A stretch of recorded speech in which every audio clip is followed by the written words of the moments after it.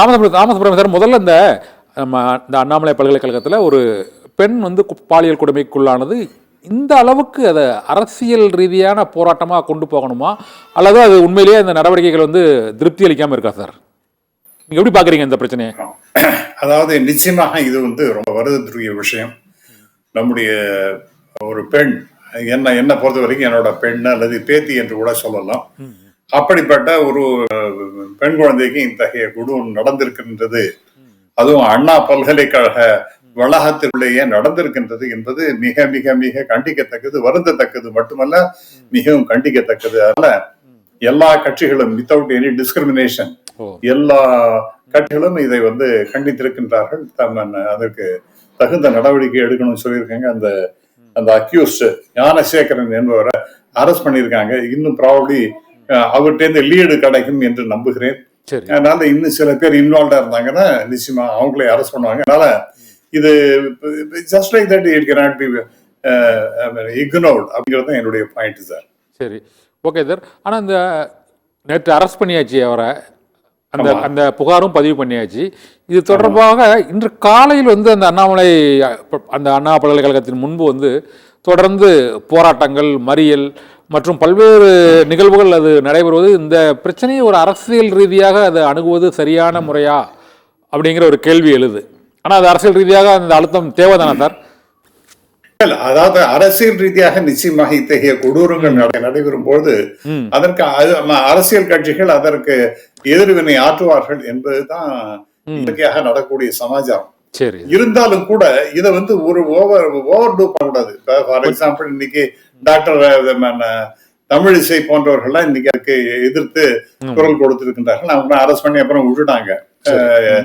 So அது ஏதோ ஆர்ப்பாட்டம் அப்படின்னு சொல்லிட்டு அதுக்காக ஏதோ சொல்லிட்டு கலைஞ்சு போவது சரியாக இருக்குமே அல்லாமல், ஈவன் தமிழிசை அவங்களே சொல்லுவாங்க, மாதிரி இங்க இவ்வளவு போலீஸ் ப்ரொடெக்ஷன் கொடுக்குறீங்களே, அந்த அண்ணா பல்கலைக்கழகத்துல இவ்வளவு பேர் போலீஸ் இருந்தீங்கன்னா இந்த பிரச்சனையே வந்திருக்காதுன்னு பேசுறாங்க. இதெல்லாம் ஐ திங்க் ரொம்ப ஃபார் ஃபெட்ச்டு என்று நான் கருதுகிறேன்.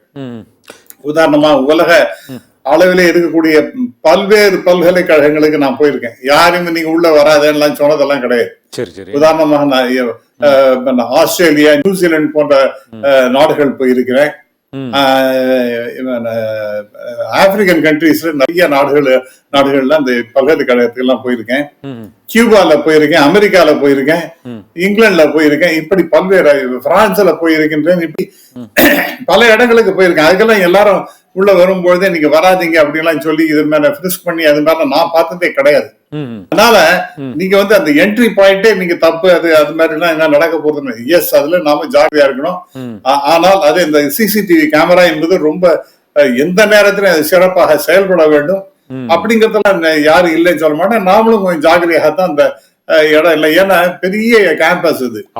அந்த கேம்பஸ்ல எவ்வளவு பேருக்கு நான் ஆபரேஷன் கொடுத்துட்டு இருக்க முடியும். அப்ப நீங்க ரொம்ப ஜாகிரதையா ஒதுக்குப்புறம் எல்லாம் போவது என்பது தவறானது. அது ஏதாவது பிரச்சனை உருவாக்கும் என்பதை மாணவர்கள் டெஃபினட்டா உணர்ந்து கொள்ள வேண்டும். ஏன்னா நான் இதை விடலாம் பெரிய பெரிய, ஃபார் எக்ஸாம்பிள் ஹார்வர்ட் யூனிவர்சிட்டி, அதே மாதிரி MIT Massachusetts Institute of Technology, அதே மாதிரி ஏராளமான பல்கலைக்கழகம், அதெல்லாம் ரொம்ப 400-500 ஏக்கர் இடம்.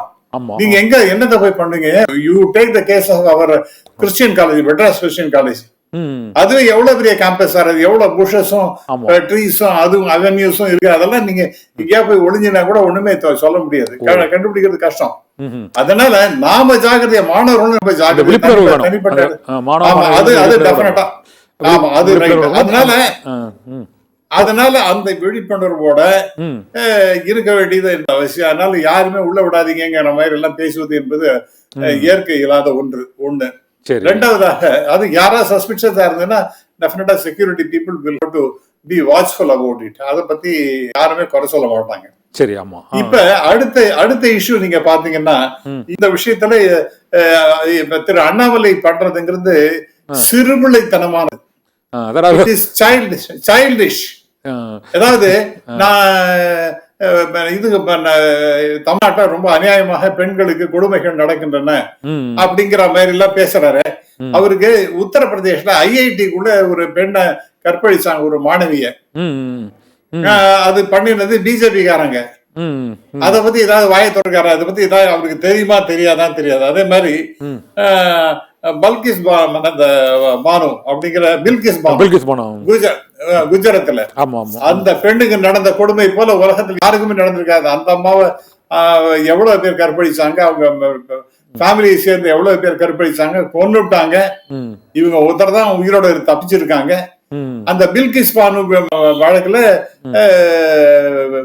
அரெஸ்ட் பண்ணவங்க எல்லாம் வெளியில வந்தவங்க அவங்களுக்கு மிகப்பெரிய ராஜ மரியாதை கொடுத்ததுங்கிறது பிஜேபின்னா, இந்த பிஜேபி காரங்களுக்கு ராஜ மரியாதை கொடுத்து பிஜேபி காரங்க.